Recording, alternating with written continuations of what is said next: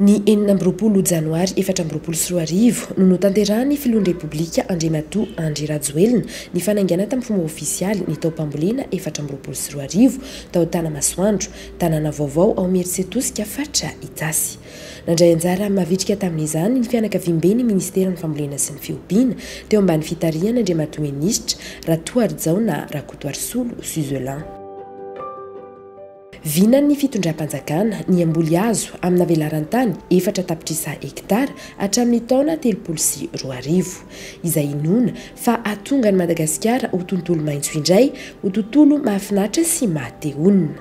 Hiatsara arak'izany nisy ampamokarana satria ny fisian'ny ala dia analefaka ny voka-dratsin'ny fiovaovan'ny toetrandro izay mianjady amin'ny siapambolena.